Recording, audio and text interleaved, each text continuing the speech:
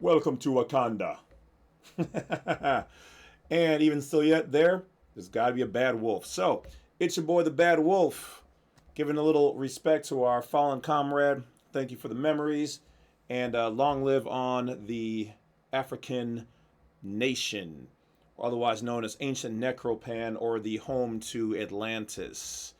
Yes, sir. If you don't know, learn your history. All right. So once again, if this is your first time here, don't forget to hit that bell, like, subscribe. I want to thank everybody as always for supporting the Wolf and bringing you guys, well, what you guys keep asking me for. So thank you for that. The reach outs and the daily 200 some odd emails that I get. I try to answer all of them. Remember, I don't step you through your processes every day. I only answer 1 or 2 questions per person. We now have a 30-minute consultation rate instead of the hour, making it a little easier for some people. And without further ado, if you guys see anybody using me, my likeness, or any of my information, don't forget to hit that, whichever side it's on. Report them for slander and use of information that's not theirs if it's used in a negative way. Otherwise, without further ado, let's get going. So this particular video is about the Social Security number, okay? So this is for people who don't have one or were never issued one, okay? So I am on, let's see, hold on 1 second. So this is really for Social Security numbers for non-citizens. So whatever your definition of a non-citizen is, we won't go into the subtleties and superfluities of that. I will let you use your own best judgment. But you're going to want to use form EN-05-10096 for the Social Security number. All right. There's a PDF that comes along with it. So we are going to take a look at their site and then kind of take a quick look over the form. It says, Social Security Administration, we have a way for non-citizens to apply for Social Security numbers as part of the immigration process. When you apply for your immigrant visa with the U.S. Department of State, you can also apply for a Social Security number at the same time. Okay. Who can use this? Find out who can get a Social Security number through this new process. Why use this process? Learn about the advantages of applying for Social Security number, SSN, in your home country. Learn about why you need it, why you need a Social Security number. What you need to do. Okay. How you get a Social Security number card that will be mailed to you after you arrive in the U.S. Helping an immigrant. Yes. Okay. So we got the basics of it. We know what it is. If you don't know, well, you should know now, or if not, then well, you probably shouldn't be here. All right, so we're going to take a look at the PDF. Social Security numbers for non-citizens. Now remember, nationals are considered non-citizens, immigrants are considered non-citizens. There's different levels of being lawful permanent residences and all that. So generally, only non-citizens authorized to work in the United States by the Department of Homeland Security. Now, this doesn't mean only. This just means this is their way. Remember, they're not going to show you any remedies, loopholes, or ways around. Okay, that's just this is what makes them money. So this is how the money flows. Okay. So essentially, it says here you need to prove your age. You can be an international student. You can be an exchange visitor. And you need to complete their application. Okay, the card is free. Yeah, because they're going to make money off of you with your endurance of using it. If you need a number for tax purposes and you aren't authorized to work in the United States, you can apply for an individual taxpayer identification number from the IRS. Okay, now I wasn't going to say exactly that, but this is on the SSA's form. So, once again, if you need a number for tax purposes and or even for banking, okay, and you aren't authorized to work here, you can still utilize a ITIN, or an Individual Taxpayer Identification Number, or otherwise known as an EIN. When utilizing that EIN, educational information only, a lot of people find it easier to navigate. My personal experiences, just saying, this is what we're talking about. If you apply for an ITIN with your same name or a family name or a given name or an ecclesiastic name, because remember, you're declaring that you are doing business, whether taxable or, well, in this case, it would be taxable because you're applying for a domestic one versus a 98 number, which is non-domestic.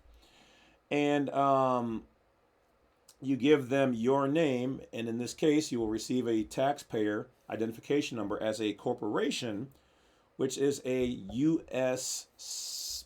citizen. It is a 14th Amendment tax-paying business trust citizen status, public transmitting utility. Okay?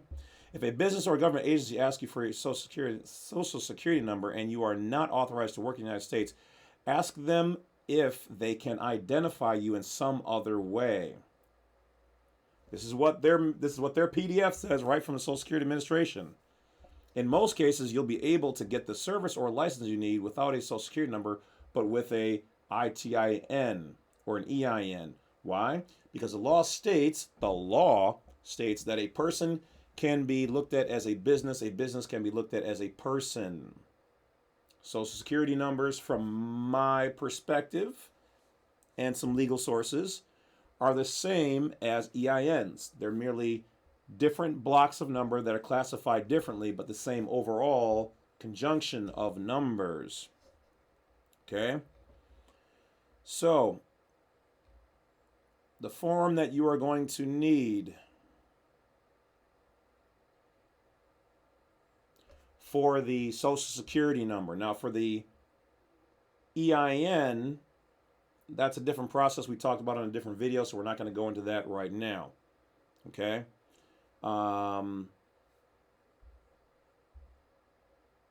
Here, what they need for the office is the Form I-551, which is the Lawful Permanent Resident Card, Machine Readable Immigrant Visa, Admission Stamp showing a class of admissions permitting work, Form I-94, Form I-766.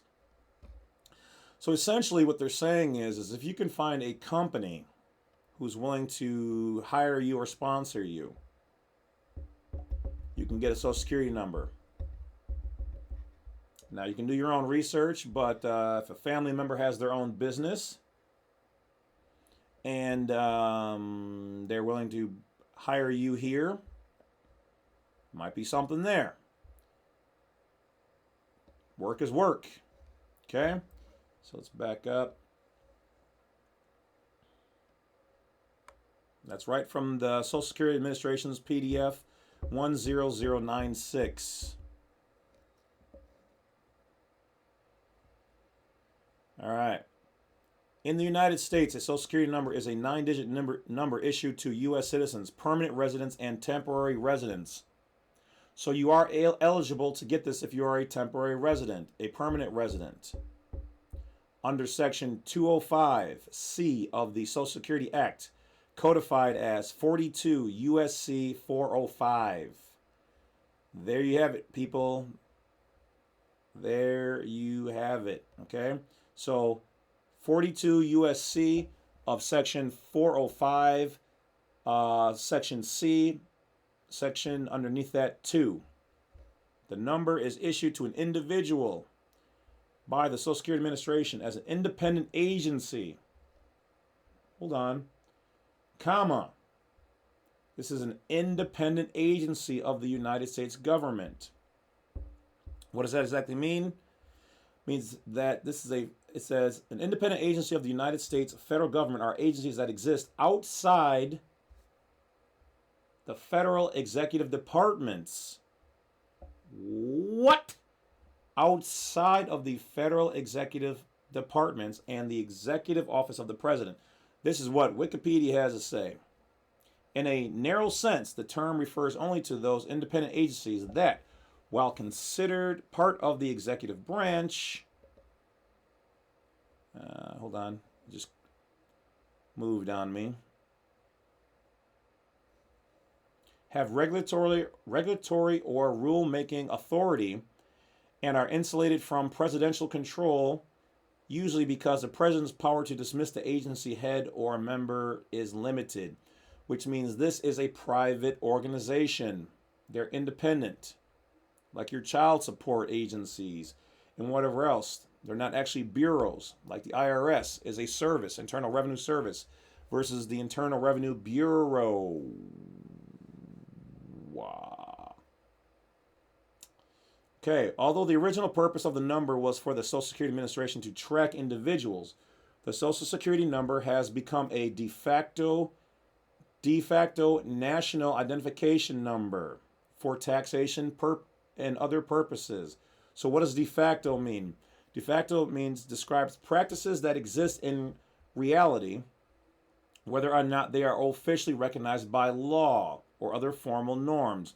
It is commonly used to refer of what happens in practice in contrast to de jure, which refers to things that happen according to official law, which means it's private. It is not legit. It is not on the books. It can be used legitly for your normal transmitting utility purposes within the corporation and on your public side, but it is not real under the de jure government that provides for positive law. In other words, this is real.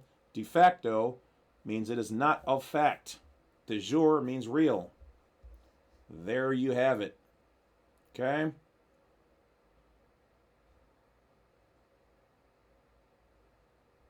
I'm not going to go through the whole history of it because that's just not really essential for us. But it does have a non-universal status. It's not good everywhere.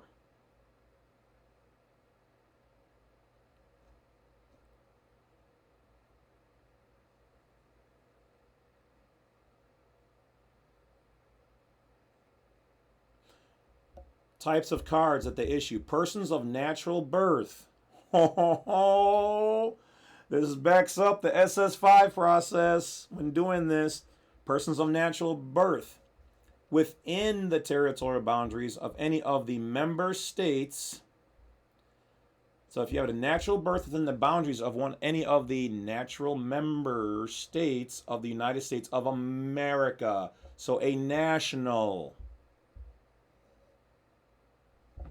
What? SS5 process. Check it out. 2. Persons who become U.S. citizens by oath or birth within the exclusive legislative, meaning the private side. Your private side. You are a private 14th Amendment U.S. citizen. Territorial. Municipal. Okay? So the legislative or territorial jurisdictions of the U.S. government. 3. Persons who become U.S. permanent residents, reside in, inside the corporation. 4. Persons with certain restrictions. Okay? So they can authorize you to come here to work and do stuff underneath their jurisdiction.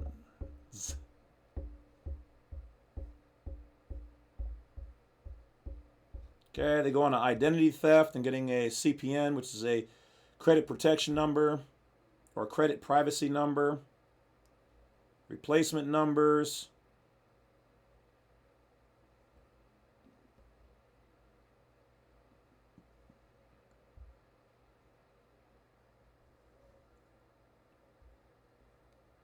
Okay, here's something.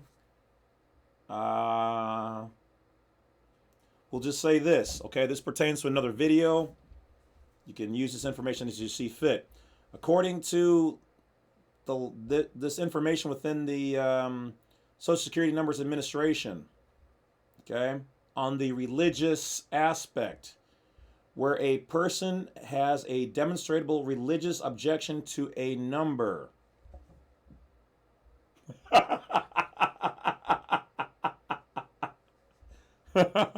Laugh with me, my good brother Numsi.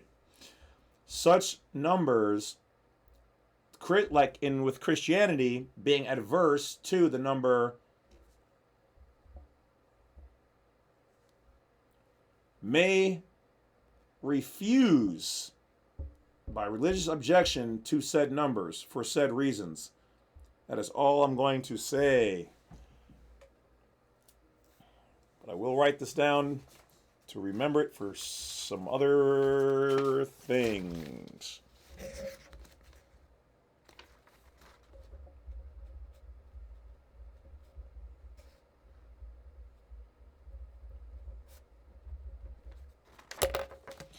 All right. See, it's good sometimes to read and expand upon your things. Then they go into the historical structure about how your number is based on the state you were born in, your zip code, the last four are serial numbers.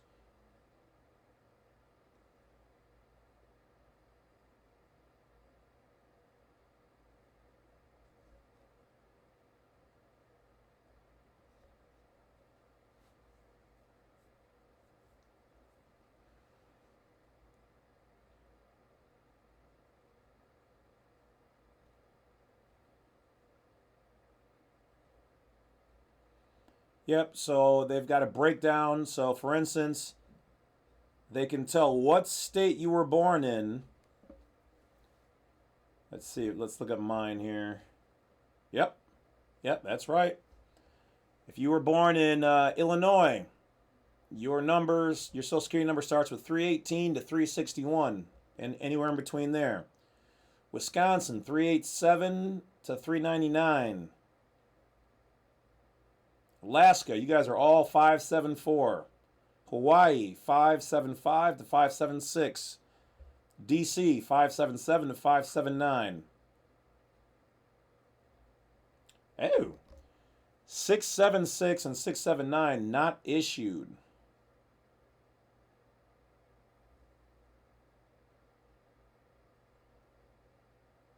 Enumeration at entry, 729 to 730. Hawaii has actually two different sets now. Okay.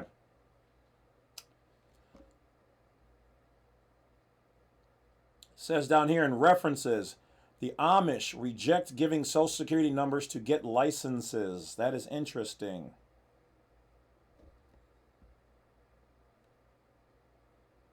Social Security numbers not required.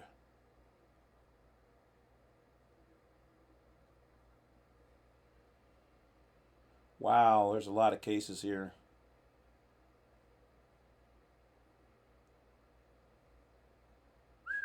Lots of interesting things.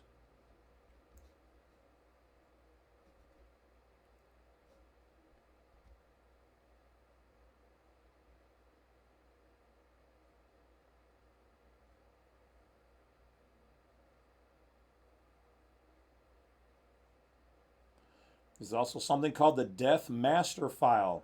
Is a computer database file made available by the United States Social Security Administration since 1980. It is known commercially as the Social Security Death Index, SSDI.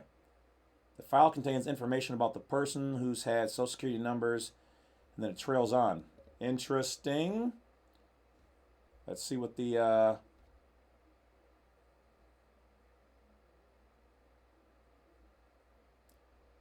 Okay.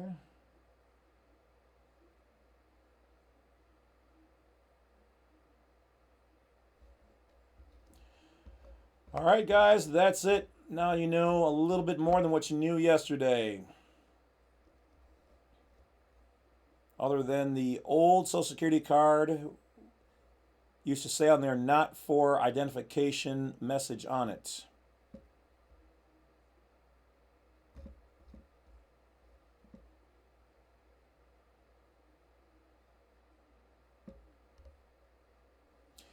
A social, okay, that's just...